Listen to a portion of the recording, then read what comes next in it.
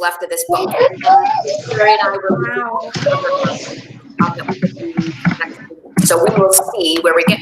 But if you girls, guys, I guess I have boys here today too. If you guys want to mute yourself, I will start reading.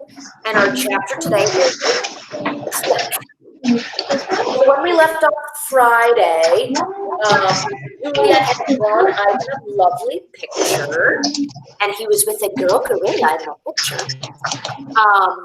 And they had these two big boxes. Well, they started with two boxes, and now there's boxes that they think are sizes for all the animals. So, and Kira said she thought maybe these boxes belong to the zoo. So this chapter is called Click. The door to my cage is propped open. I can't stop staring at it. My door, open. The giant box has been moved too, and it's open too. The humans have pushed it up against my doorway. If I walk through the door, I enter their box. The zoo lady, whose name is Maya, is here again too. Click, yogurt raisin. Click, tiny marshmallow. Click, bright papaya. Click, apple slices. Hour after hour, click after click. I look at Ruby and she waits to see what I'll do. I touch the box. I sniff the dark interior where the ripe mango awaits. Click, click, click. I have to do it. Ruby is watching me from between the bars of her cage, and this box is her way out. I step inside. The next chapter is called An Idea. After I leave the box and step back into my cage, I get an idea, a good idea. I tell Bob he can sneak in my box with me, and he can live at the zoo. Have you forgotten? I'm a wild beast, Ivan, he says, sniffing the floor for crumbs. I am untamed and undaunted. Bob samples a piece of celery and he spits it out. Besides, they'd notice. Humans are dumb, but they're not that dumb. Next chapter is called Respect. Ivan, Ruby says, do you think the other elephants will like me? I think they'll love you, Ruby. You'll be part of a family. Do you think the other gorillas will like you? Ruby asks. I'm a silverback, Ruby, a leader. I pull up my back and my shoulders and I hold my head high. They don't have to like me, they have to respect me. Even as I tell her this, I wonder if I can ever command the other gorillas' respect. I haven't had much practice at being a real gorilla, much less a silverback. So we talked at the very beginning of this book. A silverback is the man gorilla, like a boy. And so they're the ones that everyone in the other, like the pack of gorillas have to respect. So they're kind of like the leader. But Ivan's been in this cage, so he's never really been able to lead other gorillas. Do you think the other elephants will know jokes? If they don't, I tell her, you can teach them. Ruby flaps her ears and she flicks her tail. You know what, Ivan? What? I ask. I think I'm going to go in the box tomorrow. I gaze at her fondly. I think it's a good idea, and I think Stella would have agreed. Do you think the other elephants will know how to play tag? I love tag. Me too, I say, and I think of my nimble sister racing through the brush, always just out of reach. The next chapter is called Photo. Late at night, Mac opens my cage. The full moon falls on his sagging shoulders, and he seems smaller somehow. Bob, instantly alert, leaps off my stomach and dives underneath Knot Tag. Don't bother hiding, dog, Mac says. I know you sleep in here. Mac settles onto my tire swing. Might as well stay one more night. Your buddy's leaving tomorrow. Tomorrow? My stomach drops. I'm not ready. I need more time. I haven't said my goodbyes. I haven't thought all of this through. Mac pulls a small photo from his shirt pocket. It's me, when I was young. Mac and I are in the front seat of his convertible car, and I'm wearing a baseball cap and eating an ice cream cone. I was a handsome young lad, but I have to admit, I look a little ridiculous. Nothing like a real gorilla. We've had some laughs, didn't we, Guy? Mac says. Remember when we went on that roller coaster? Or that time I tried to teach you to play basketball? Mac shakes his head, chuckling. You had a lousy jump shot there, Ivan. He stands and he sighs and he looks around and he puts the photo back in his pocket. I'm going to miss you, Ivan, he says. And then he leaves and he doesn't look back. Next chapter is called Leaving. Early in the morning, Maya arrives with many other humans. Some have white coats, some have rustling papers, and they're all hushed and busy and determined. Ruby enters her box first. I'm scared, Ivan, she calls out from the box. I don't want to leave you. A part of me doesn't want her to leave either, but I know I can't tell her this. Think of all the amazing stories you could share with your new family, I say. Ruby falls silent. I'll tell them your elephant joke, she says after a long pause. The one about the refrigerator. I bet they'll like that. And be sure to tell them about Bob and Julia and me. I clear my throat. And Stella. I'll remember everyone, especially you, Ruby says. And before I can say any more, they roll her cage out into the waiting truck. It's my turn. Bob is hiding in a corner behind my pool, and the humans don't even notice him. While they're busy making sure my box is ready, Bob sneaks over. He licks my chin just in case there's any leftovers. You, I whisper, are the one and only Bob. Hey, there's the title for that new book. I reach for Knot Tag. She's a limp rag without all of her stuffing, and dribbles of paint cover her fur. I hold her out to Bob. He tilts his head in confusion. To help you sleep, I say. And Bob takes her in his teeth, and he slips away. So here's little Bob, and here's Knot Tag, the stuffed gorilla with no fur now, or no stuffing. The next chapter is called Good Boy. Good, Ivan, good boy, Maya says when I lumber into my box. I hear the clicker, and I'm rewarded with the tiny marshmallow. When I'm settled, Maya gives me the sweet drink that tastes of mango and something bitter. And my eyelids grow heavy. I want to see what happens next, but I'm sleepy. So sleepy. So mangoes, if you've never had one before, are really sweet. But Ivan said this drink tasted sweet and bitter. What do you think could have been in that drink that tasted bitter? Joss?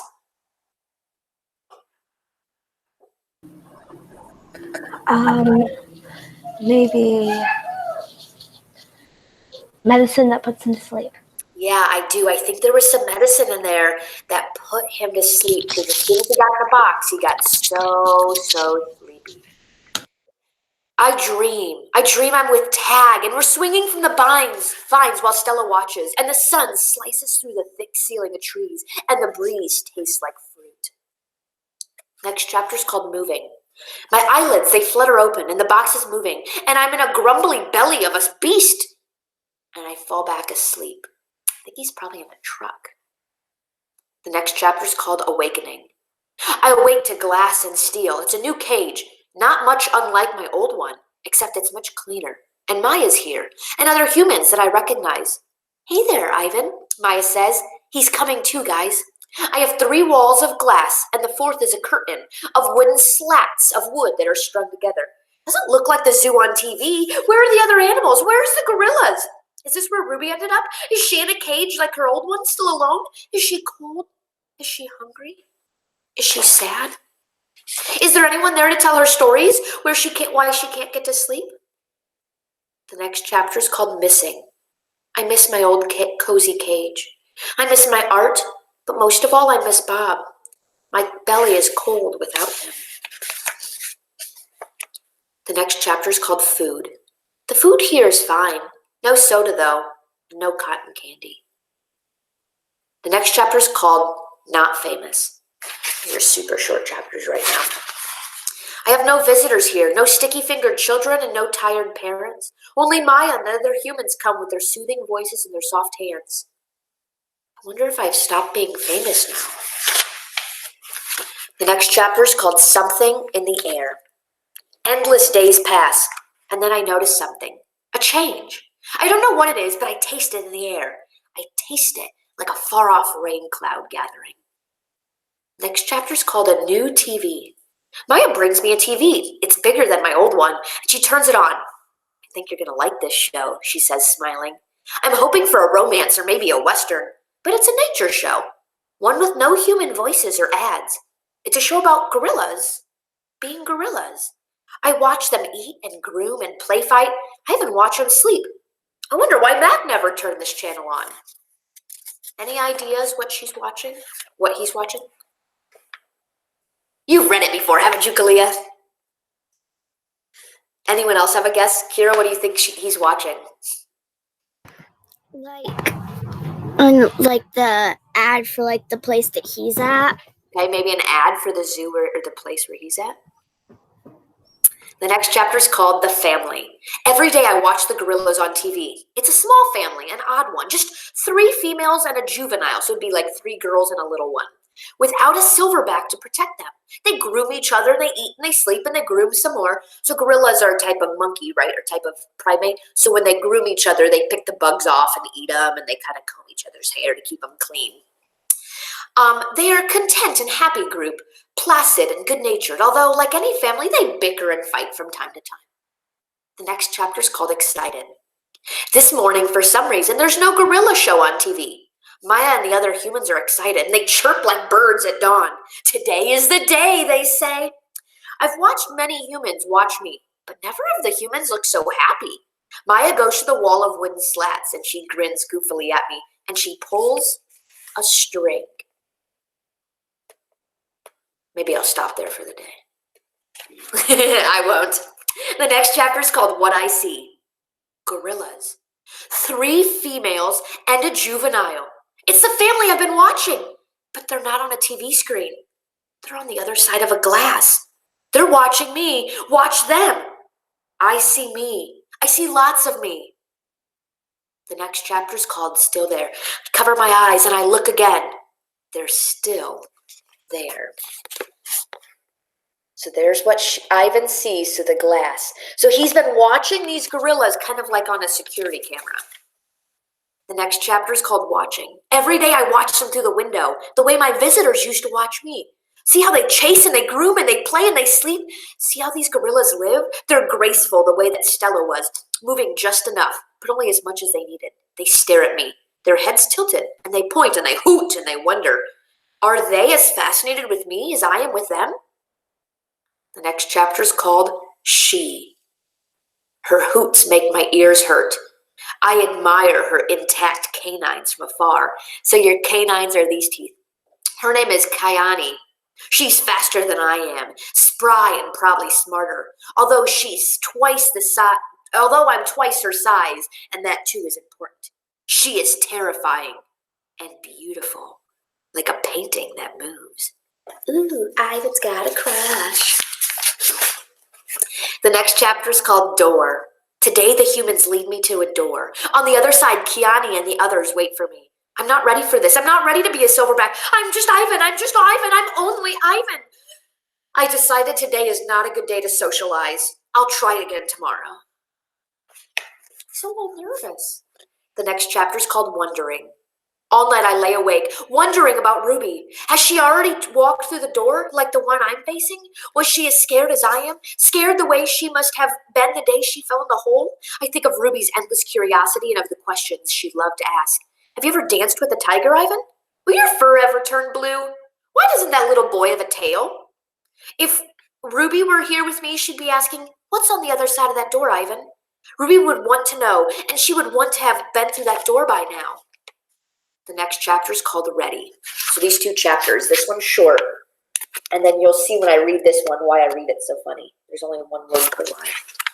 This chapter is called Ready. Want to try again today, Ivan? Maya asks. I think of Ruby, and I tell myself it's time. The door's open.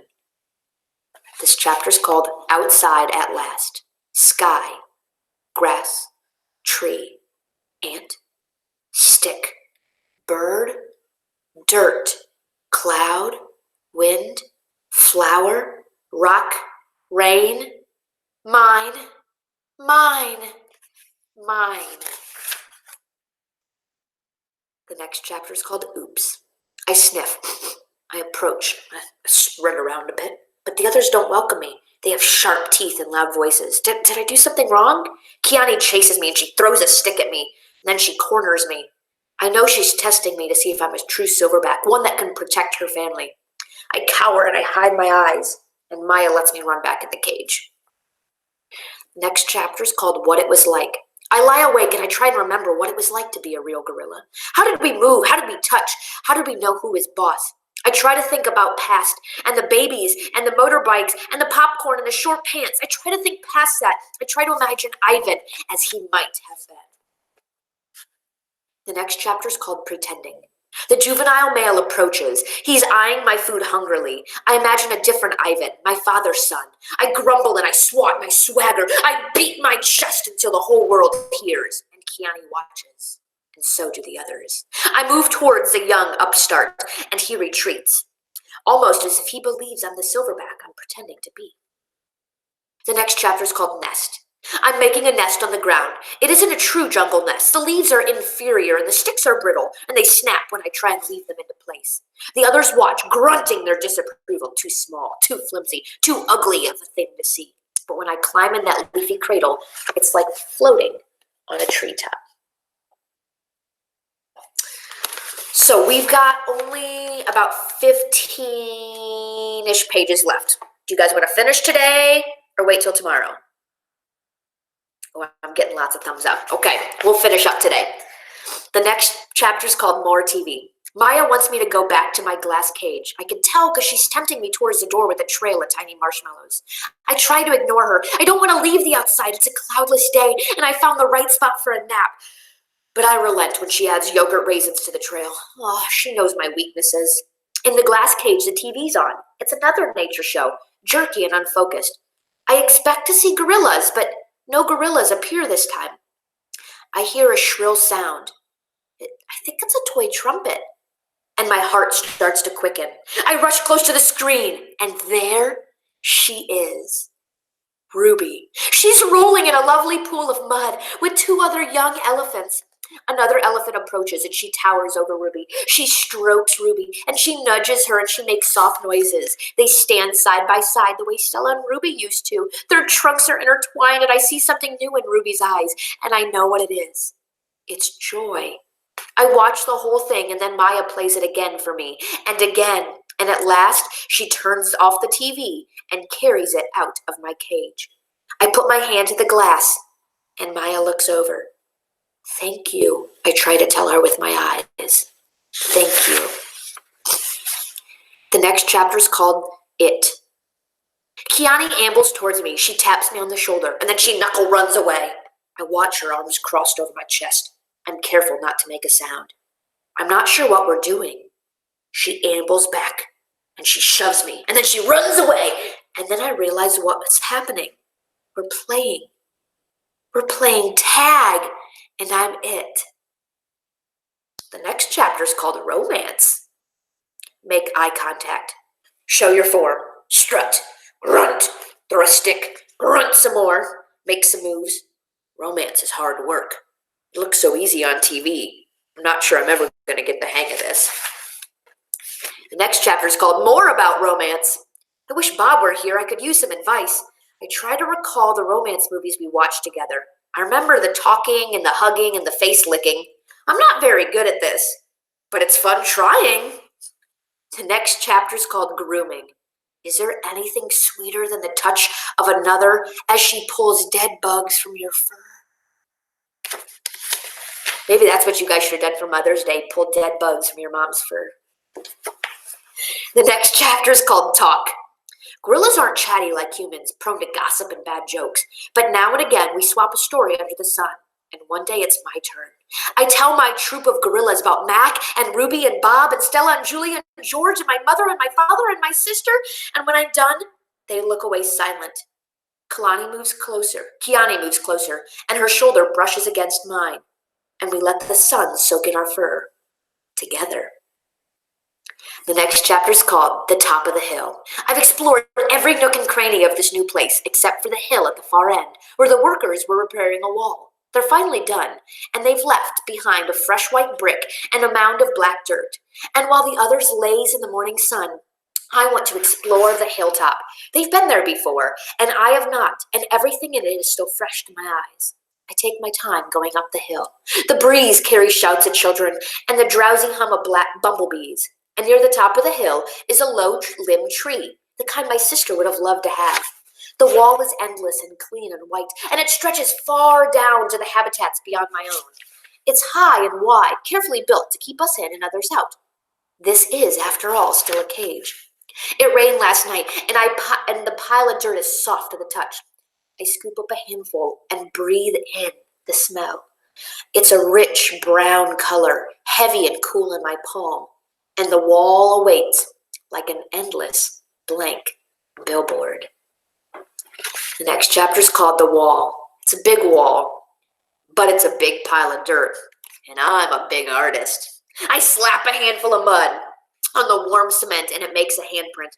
I tap my nose with my muddy fingerprint, and I make a nose print. I slide my palms up and down. The mud is thick and hard to use, but I keep moving and scooping and spreading. I don't know what I'm making, and I don't care. I make swoops and swirls and thick lines and figures and shapes and lights and shadows. I am an artist at work. When I'm done, I step back to admire my work, but it's a large canvas, and I'd like to get a better view. I go to the thick-limbed tree, and I grab the lowest branch, and I swing up my legs. Oomph! I land hard. I think I'm too big to climb, I suppose. I try again, and this time I pull myself onto the first limb, gasping for my breath. One more limb. Two, I can't get any farther. And perched halfway up the tree, I see my troop still sleeping contentedly. I take in the wall, splattered and splashed with mud. Not much color, but lots of movement, and I like it. It feels dreamy and wild, like something Julia might have made. And from my seat in the tree, I see beyond my wall. I see giraffes and hippos, and I see deer with long legs like delicate twigs, and I see bears snoozing in hollow logs, and I see elephants. The next chapter is called Safe. She's far away, belly deep in grass, with others by her side. Ruby. She's here, Stella, I whisper. Ruby's safe. Just like I promised. Look how happy she looks. I call to Ruby, but the wind tugs at my words, and I know she'll never hear me. But still, Ruby pauses for a second. Her ears spread wide like tiny sails. Then, with a lumbering grace, she moves on through the grass. The next chapter is called Silverback. It's a cloudy evening, chill and drizzly, and dinner's on its way, but I don't care. At night, we sleep in our den, but I'm always the last to head inside. I've been inside for way too long. This time of day, there aren't many visitors, just a few stragglers. Leaning back on the wall that separates us, they point, they take a couple photos, and then they head to the giraffes nearby. One of the keepers is beckoning, and reluctantly I turn to go in. But out of the corner of my eye, I see someone running, and I pause. It's a girl with dark hair, lugging a backpack, and a man follows behind, racing to catch up. Ivan! The girl calls out, Ivan! It's Julia. I scramble to the edge of the wide moat that skirts the wall. Julia and George wave to me, and I dash back and forth, hooting and grunting, doing a gorilla dance of happiness. Calm down, says a voice. You're behaving like a chimpanzee. I freeze, and a tiny, nut-brown, big-eared head pops out of Julia's backpack. Nice place, Bob says. Bob, I say, is it really you? In the flesh. How? Where? I can't seem to find my words. There's Julia, and if you look behind her, there's little Bob. George's job at the zoo doesn't start till next month, so he and Julia made an agreement. She's walking 3 extra dogs to cover my food. And get this, they're all poodles. You said you didn't want a home, I said. Yeah, Bob says, but Julia's mom likes my company, so I figure I'm doing everyone a favor. It's win-win. Julia pushes Bob's head back in her backpack. You're not supposed to be here, she reminds him. Ivan looks great, doesn't he, Jules? George asks. Stronger and happier, even. Julia holds up a little photo, but it's too far away for me to see. It's Ruby, Ivan. She's with other elephants now, because of you. I know I want to tell her. I saw it with my own eyes. We stare across the expanse that separates us, and after a while, George pets Julia's arm. Time to go, Jules. Julia gives us a smile. Bye, Ivan. Say hi to your new family. She turns to George. Thank you, Dad. For what? For this. And she gestures towards me. They turn to leave, and the lamp that lights the zoo pathway blink on, blanketing the world with yellow. I could just make out Bob's little head sticking out of Julia's backpack. You are the one and only Ivan, he calls. I turn and run towards my family, my life, and my home. A mighty silverback. I whisper. That's the end. All finished.